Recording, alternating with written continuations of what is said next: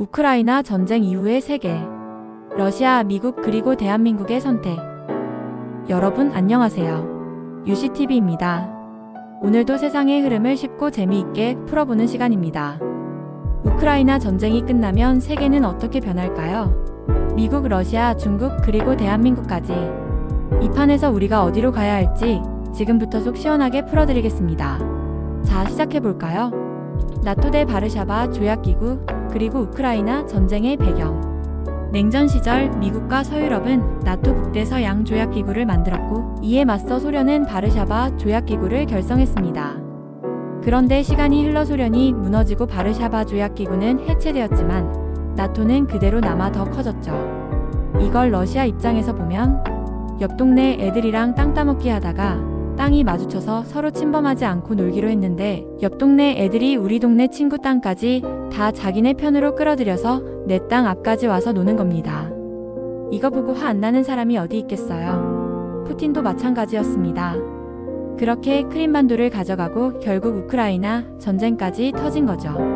이걸 단순히 푸틴 미친 거 아냐? 라고 볼 문제는 아닙니다. 서방의 확장이 러시아를 얼마나 자극했는지 따져봐야죠. 그렇다면 미국과 러시아의 관계는 어떻게 될까요? 우크라이나 전쟁 휴전 후 미국과 러시아의 갈등과 협력 가능성. 미국이 언제쯤 우크라이나 전쟁에서 발을 뺄까요? 미국은 재정 적자로 속내는 전쟁을 어떻게든 피하고 싶어 해요.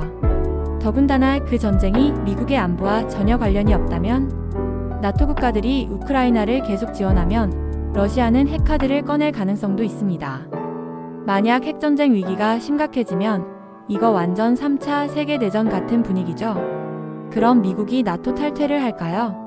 아니면 전쟁에 적극 참여할까요? 여기서 뜬금없이 스타링크 얘기 좀 할게요. 만약 미국이 우크라이나를 압박하기 위해 스타링크 서비스 제공 중단 같은 카드를 꺼낸다면 우크라이나와 유럽은 어떻게 대응할까요? 스타링크 서비스가 뭔지 모르시는 분들을 위해 잠깐만 설명드리자면, 일론 머스크가 운영하는 스페이스X 회사의 위성 인터넷 서비스가 스타링크예요. 전쟁 초기에 우크라이나가 러시아의 공격으로 통신이 아예 마비가 되었는데 스타링크 서비스 덕분에 통신을 복구할 수 있었죠. 미국의 가장 큰 관심사는 동유럽 국가인 우크라이나도 아니고 약해진 러시아도 아닌 중국 때리기예요. 중국이 더 커지는 것을 견제하기 위해 오히려 사회주의 국가인 러시아와 손을 잡으려고 하고 있는 거죠. 적의 적은 친구라는 말처럼요. 거기에 더해서 러시아 앞마당 북극해 무역로, 히토류, 광물 자원 확보, 이런 경제적 이득까지 따져보면 미국이 러시아와 손을 잡을 이유는 너무도 당연한 거죠. 세상은 이렇게 복잡한 계산 속에서 돌아갑니다. 딱 TV 드라마 보는 느낌이죠. 미국의 경제 위기와 국방비 문제. 여러분, 돈이 문제입니다. 미국의 국가부채 이자만 이미 미국의 국방비 수준을 넘어섰어요. 국방비에 1,000조 넘게 쓰는 천조국이 아니라 이제는 빚조국이라고 불러야겠어요. 이걸 해결하지 않으면 미국 경제가 대공황으로 빠질 수도 있는 위험 시그널이 나오고 있는 상황이죠. 그래서 트럼프, 일론 머스크 같은 사람들이 등장해 우리 돈 아껴야 합니다. 라고 외치는 겁니다. 이상하게 저렇게 말을 안 하고 미친 표현 방식을 써서 문제지만 말이죠. 최근 미국과 러시아가 국방비 50% 삭감에 동의했다는 뉴스 보도 보셨어요. 하지만 여기서 또 중국이 등장합니다. 중국은 이를 거부했죠. 아이고, 국제 정치 참 어렵네요. 결국 세계 경제와 군사 판도는 앞으로도 예측 불가능한 방향으로 흘러갈 가능성이 큽니다. 한 가지 확실한 건 전쟁이 끝나도 진짜 게임은 그 이후에 시작된다는 겁니다. 대한민국의 양다리 외교 선택과 경제적 영향. 자, 이제 대한민국의 선택을 볼 차례입니다. 대한민국은 미국과 중국 사이에서 오묘한 균형을 유지하고 있습니다. 한쪽에 치우치면 반대쪽에서 경제적 보복이 들어오고, 적당히 줄타기를 하면 오히려 이득을 볼 수도 있죠. 미국이 반도체 기술을 지키려 하고 중국은 생산 무기를 들고 나오는 상황에서 우리는 어디로 가야 할까요? 과거 2차 세계대전 당시 미국에게 아시아 군사 요충지는 필리핀이었지만 지금은 대한민국 같아요.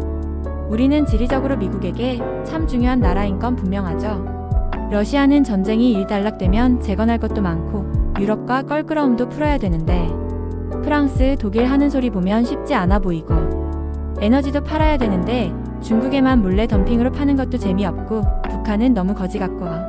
가만. 대한민국 너 뭐야?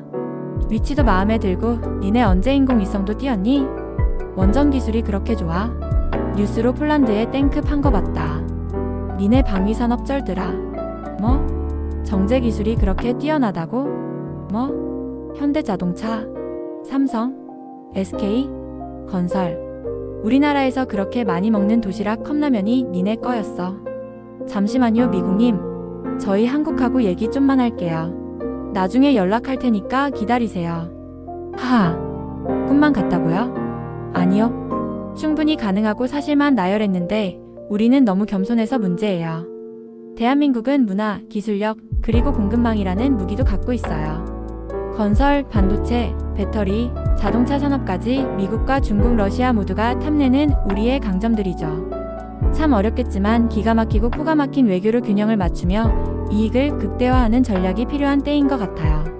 하지만 여기서 중요한 문제, 경제적 이득을 쫓다가 외교적 신뢰를 잃으면 그 피해는 고스란히 우리 몫이 된다는 거죠. 결국 대한민국의 외교 전략은 외줄타기와 비슷합니다.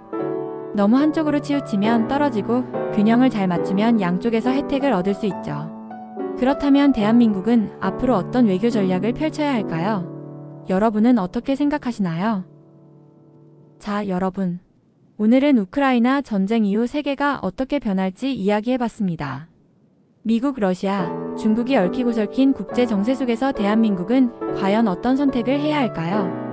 이야기가 흥미로웠다면 좋아요와 구독, 그리고 알림 설정까지 잊지 마세요. 그럼 다음 영상에서 만나요. 안녕.